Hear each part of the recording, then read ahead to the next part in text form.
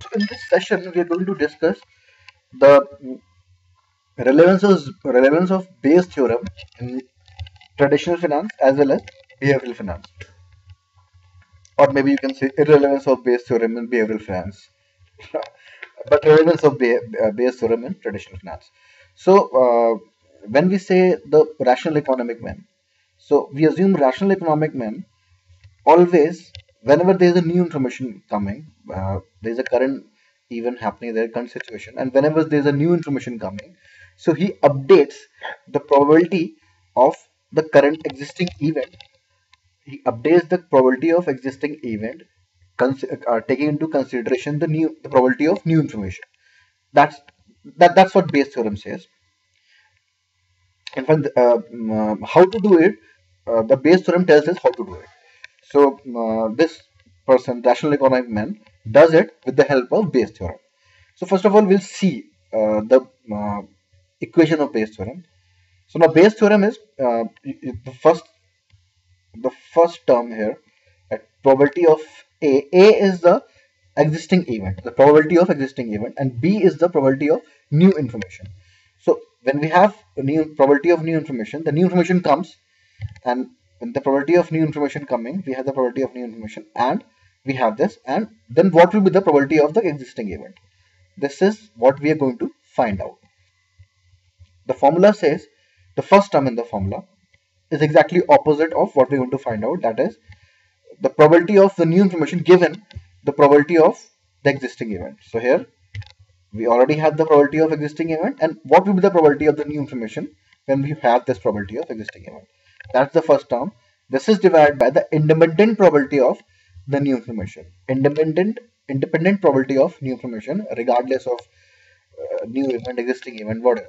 It's the independent probability of the new information. The whole is multiplied by the independent probability of the existing event. This is the formula. Now this is the formula, and that's how supposedly the rational economic man calculates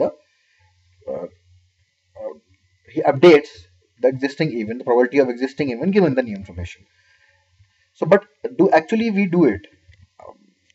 We don't do it. We don't really sit to calculate that, okay, this new information has come, now I should update the existing event. Now the probability of existing event, the modified probability of existing event is this. We don't do it. So that's why behavioral finance doesn't accept it. So this is relevant in traditional finance, but not in behavioral finance. Now, again, as even in traditional finance, different people may derive different decisions. Even if the probabilities are constant of maybe new information, of the current existing event, the probabilities are constant, still their decision might differ because their utility function, the utility they derive from these events, from these informations are different. So in the formula we existed in previous video, we say that we have to calculate the maximum utility coming from particular decision, we have to multiply the utility of utility of all the output or the possible outputs and probability of all the possible outputs. Probability is constant, but the utility might differ. So when utility is different, so final calculation will be different and decision will be different. So decision might differ in traditional finance because the utility functions or maybe their beliefs, they are different. But in spite of the fact that probabilities are same. Now, when we talk about the perfect world, we talk about the rational man, when we talk about the ideal situation, we have to assume certain things. Now, these certain things, I'll just narrate. The first of them is that a perfect man, a rational economic man, will always follow the four axioms of utility theory, which we discussed in the previous video. What are the four theorems? Completeness, transitivity, independence, and continuity. So he will always follow these four theorems. That's like if he's a rational economic man. So that's one. Second one is that he'll always assign a probability measure to all the possible events. So whenever there's any possible event, whenever he says maybe I'll give you an example for this. Whenever there's a merger happening, so after merger, what will the reaction of or maybe government is going to take some step, and what might be the reaction of the industrialist. uh, there are situations where two reactions are possible. So decisions some decisions, that's like we are sure that reaction is not good or not bad. But for some reaction, for some decisions, there might be situations that some people, some group of people is happy and some group of people will be sad. So we don't really know that final what will be the final outcome, the combined outcome of that decision. So here we need probability. So uh, we say that we really don't know, but this person, this ideal person, this perfect person will assign some probability to different outputs in his mind. So that's like, and he always does that. And this is one decision, and there might be a lot of decisions. There might be a lot of events happening, and he'll always keep assigning probability to these different outputs of that event. So uh, in behavioral finance, that doesn't happen. Nobody does it. But for a perfect man, for a perfect man, international finance, he has to. He'll do it. We assume he does it.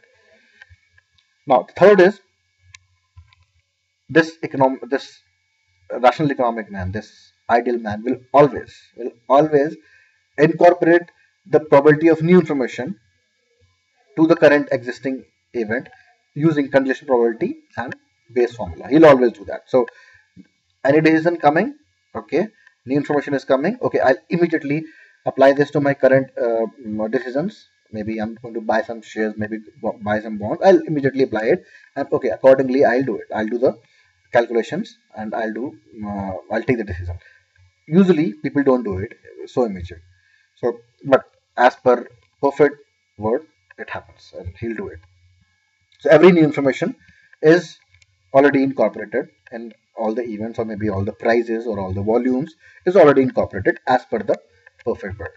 But in behavioral finance, it doesn't happen. So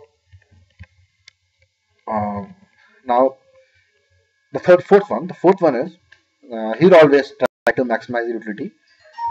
Definitely considering to budget constraint, considering the budget constraints, that okay, if there's a different budget, there are different amounts involved, the different amounts I'm going to invest. For example, somebody is going to invest 1 million, the other one is going to 1 billion.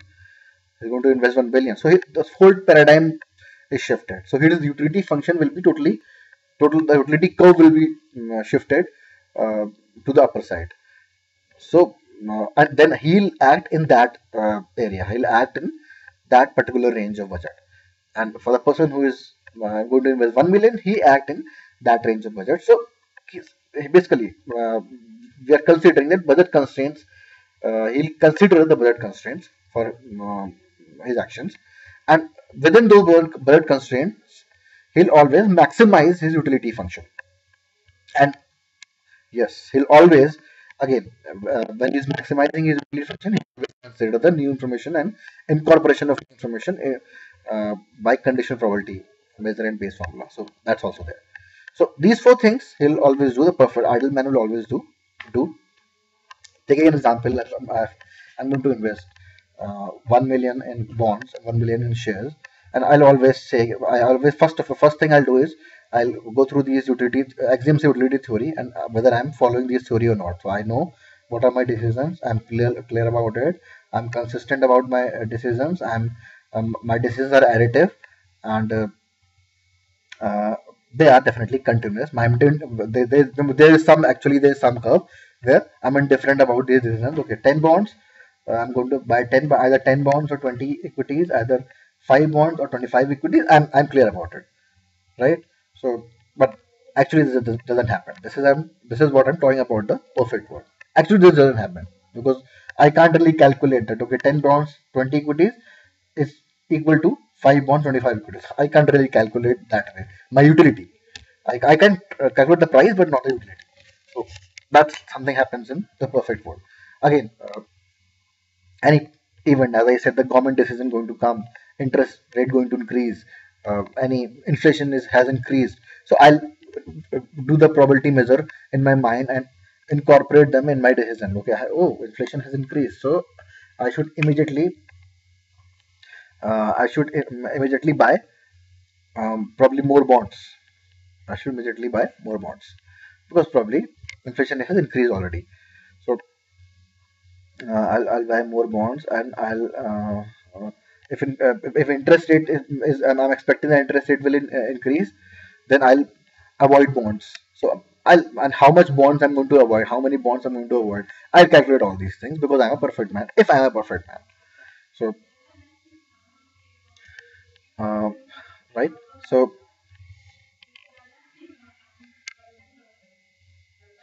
now the third thing is when I'm incorporating new information. So immediately, as I said, you know, the last sentence as well, that okay, new the interest is going to increase. Okay, the information has come. I'll immediately incorporate them in my investment plan. Okay, interest has increased. Interest is going to increase. That's the information I'm getting. Okay, that means I should not buy bonds right now. And when once interest rates have increased, then probably I can think of buying bonds later. So I'm immediately, and how many bonds I should leave.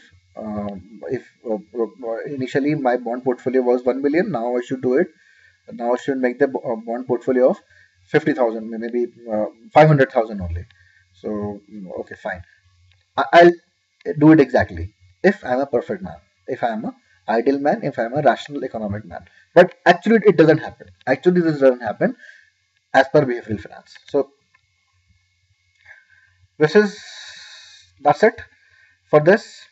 Uh, Please give me the feedback so that I can improve upon my video making and can help you better. Thank you.